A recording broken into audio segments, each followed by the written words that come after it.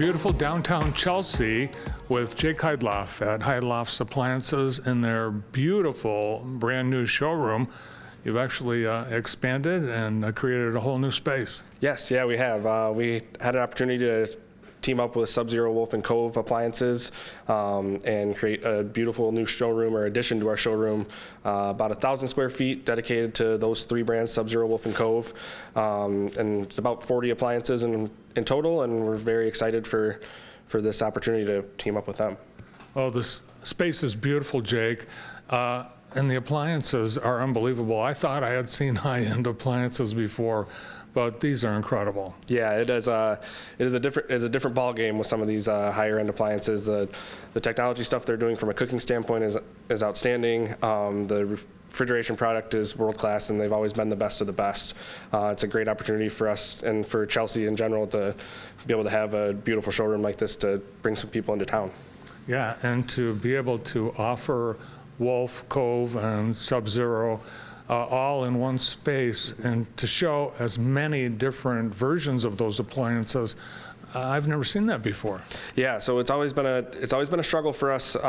We've always had Sub-Zero Wolf and Cove as a brand, but it's always been hard to be able to show people what the final product's going to look like, I guess, for lack of a better way to explain it. Now we can show the classic and professional refrigeration, designer refrigeration. We can show the transitional oven, the professional oven. We can show the new induction range. We can show the contemporary cooktops and all the different ways they can be installed. And it's just a very great opportunity for us to work with designers and builders so that people can actually see what the finished product will look like in their house. Yeah, and you really can't in a magazine feel how a refrigerator door opens or to actually touch the various surfaces. It really is something you need hands on. And this space, you actually knocked out a wall and added on in the back. Yes, so this space was originally a hair salon for many years, and we took over when Linda retired, and there's a 12-foot hole in the brick wall that had to be done. That was a very exciting day when they came to cut that through and to actually join the spaces. We added on some offices in the back of the building just to help with some staffing challenges from an office space standpoint, and it's very exciting. We're super happy with the way it worked out. Yeah, so where do you get your hair cut now? I still haven't figured it out. It's been a couple of years. I'm bouncing around. So you're doing a new monthly series where you're bringing in chefs from around the area to demonstrate cooking and baking on these awesome appliances. Yeah, so we had always talked about doing some sort of a baking showcase on Saturdays, and we never really had the live space to do it and make it so it would make sense from a people standpoint where they would be. We kept that in mind when designing this space, and we're very excited to actually make this idea that we've had for years come to life. And the first one was a huge success. We had about 20 people in here, and we're hoping to have even more than that today. Yeah, so today, Austin from Kita Cuisine and Agricole will be demoing right here in this beautiful kitchen, and we'll look forward to one each month, and everyone should get over to downtown Chelsea to check out the showroom, check out the chefs, and check out Heydlauff's.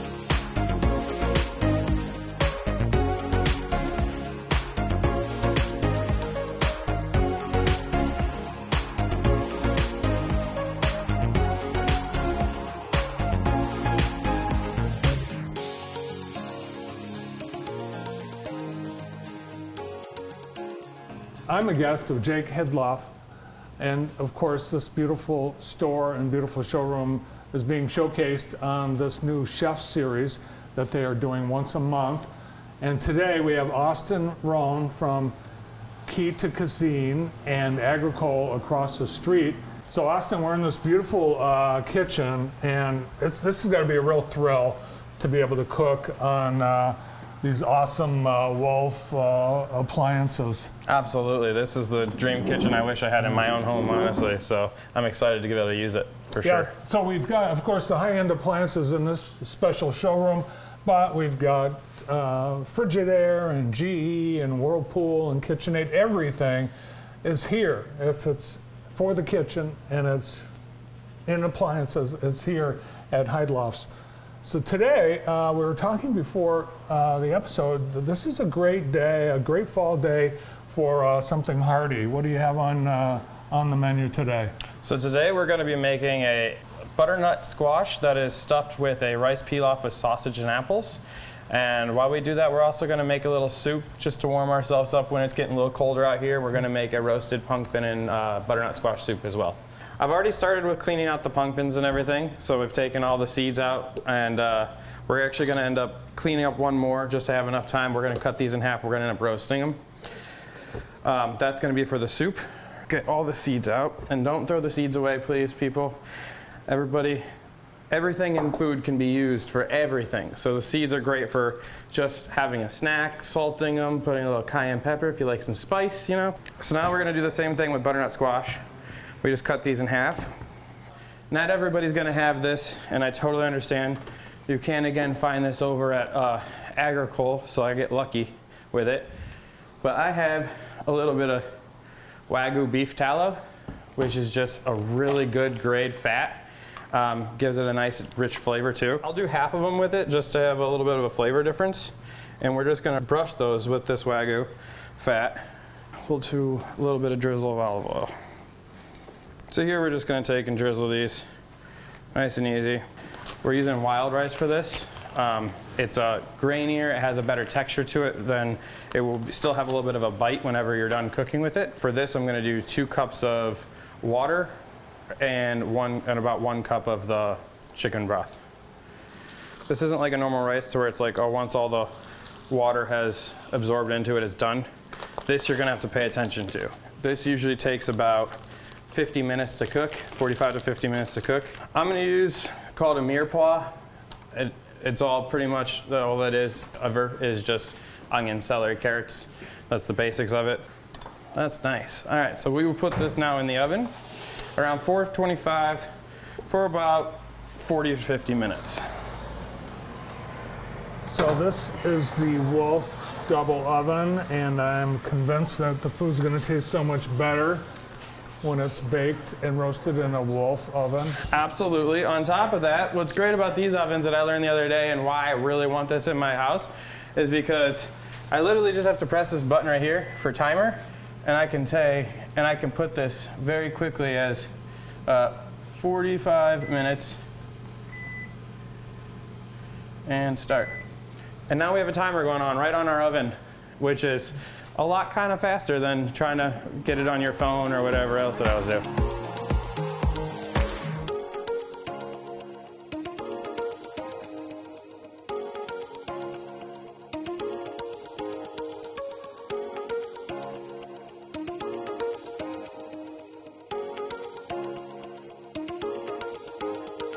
I like to have just some ground pork, put a little bit of salt, pepper in it, and just have the natural flavors of the pork come through.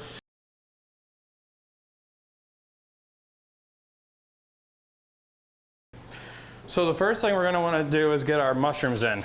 Mushrooms take the longest to saute. So see, it's already kind of taken up a lot of that fat and absorbed into the mushrooms.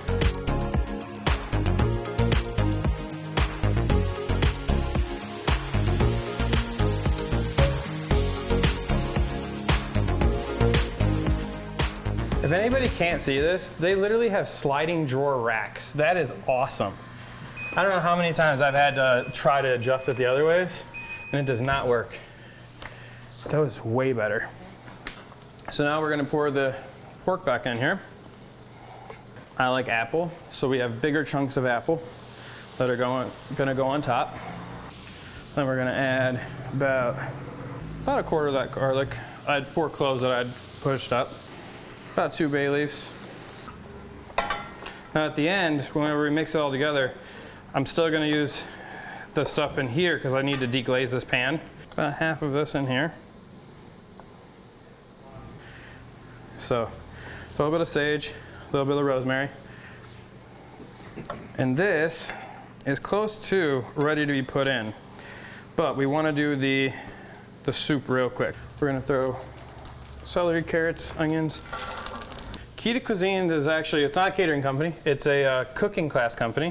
Like I told you guys, I've traveled to a lot of different countries, and in those countries I've done cooking classes in almost all of them. And I think we can learn a lot through the cuisines from around the world and why they make them that way and why they have those ingredients. So since I've learned a lot of that, I'd like to now pass that on and just try to bring people back together. By the way, we're gonna take one of these butternut squashes, so like a whole one, and put it in here. So it's pumpkin soup, but you're putting butternut squash. So I put a whole 2 pumpkins in it and a little bit of butternut squash, because the butternut squash just has a sweetness to it that I like. It's more of a natural sweetness instead of adding like a honey or a sugar. We have like a nice sort of good consistency for the soup.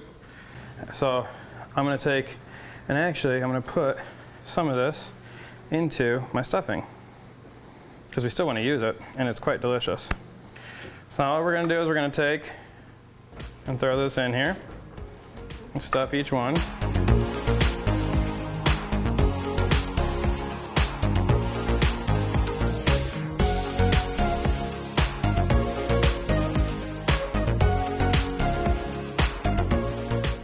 The roasted pumpkin and butternut squash soup is a big hit with the audience, and the stuffed butternut squash didn't disappoint either. Great job, Chef Austin.